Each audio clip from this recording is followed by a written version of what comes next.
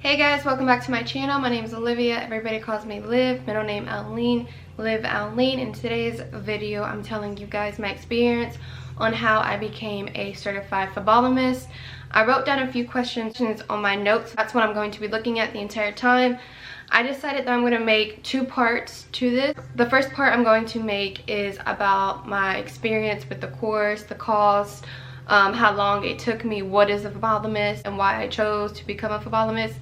And then the second portion that I'm going to make is going to be tips on how to pass your NHA exam. So the first question is, phlebotomy is the act of drawing or removing blood from the circulatory system through a cut or a puncture to obtain a sample for diagnosis. Now I'm going to read you what the definition says from Google. So the definition stated in Google says, phlebotomy is when someone uses a needle to take blood from a vein, usually in your arm, also called a blood draw or a vein puncture.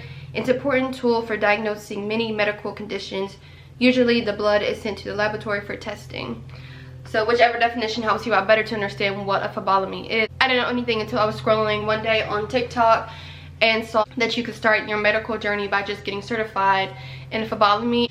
Once I started to research phlebotomy, and then you could become a phlebotomist pretty quickly as well. I just wanted to work with blood and needles like quickly, just so I could see if this is something that I really wanted to do or not.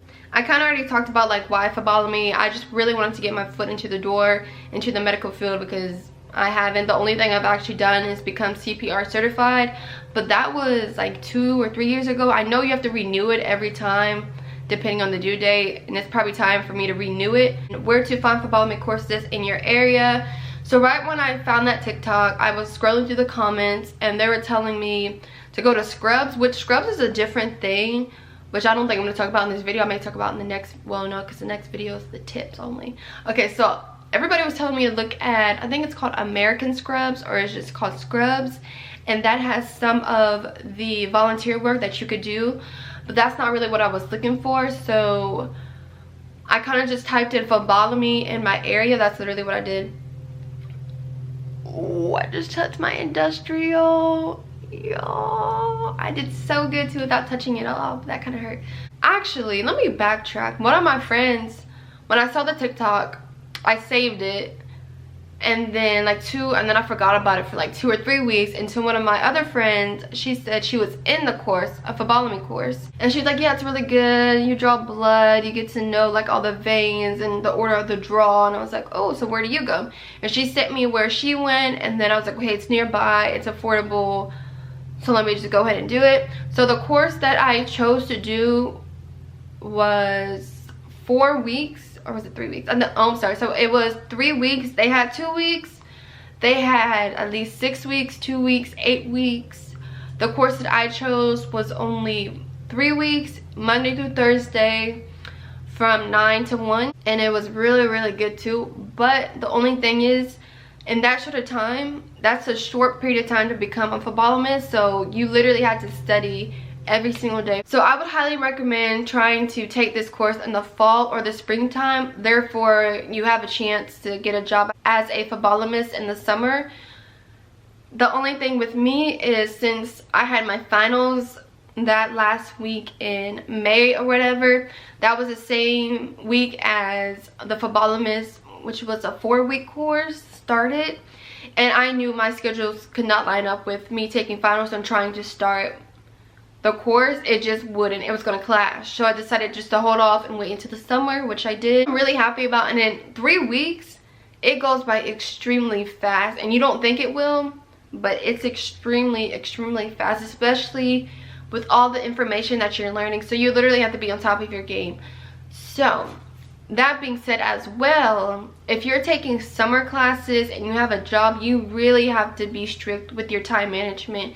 You have to make sure you put phlebotomy first, because every day we were learning something new. We weren't even going back. We didn't go back until I think like the last week when we went to go review everything, but you're not going back. You literally keep moving forward every day. You're learning so much, which is understandable because it is a 3 weeks course. You're pushing the time trying to learn everything to become a phlebotomist. So I would just say, if you don't want to do that, they have so many other options. I'll link the website below of the course that I went to if you're in the Atlanta area. That's where I had my phlebotomy course, in the Atlanta area. So yeah, I'll link it in the description below. Okay, so I just talked about like how long my course was. It was 3 weeks, Monday through Thursday, 9 a.m. to 1 p.m. which you kind of think is long, but honestly it was not long at all. It felt like we were there maybe for like 2 hours because it goes by so fast. So the cost, I'm not going to tell you the exact amount, but it's around $1,000 for the entire course. I think I actually broke up the courses, so it is around $1,000. And it's because you have to pay for the spot, the tuition, and the exam. The exam, okay, let me backtrack because there's 2 exams. So there's one exam, that's the writing portion, and then there's a second exam where it's like a hands-on, where you have to do the vein puncture and the butterfly, which is in the hand, and the vein puncture is in the elbow. Y'all, here's one thing I didn't expect. I didn't expect to get poked, for me to draw blood on my other classmates. I didn't expect for them to draw blood on me. I thought we were going to use dummies.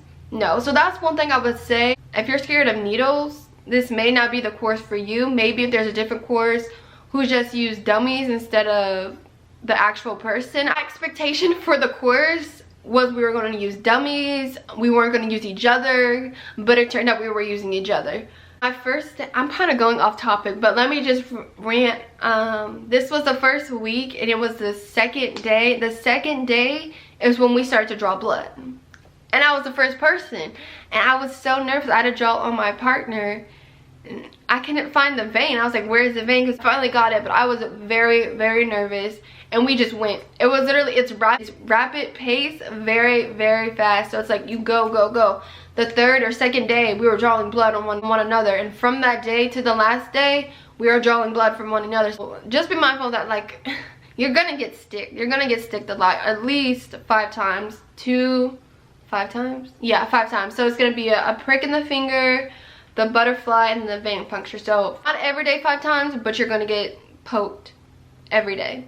Not 5, it could be 1, 2, 3, 4, 5. The limit would be 5. I'll insert a video. I think I still have the video. I think I'll start it here, where I think it was my first time where my partner, he drew 5.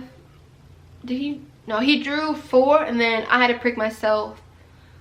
I think that was like the most day I had ever taken blood out of me before. I believe so. And then after that, I did it 3 more times and I was done.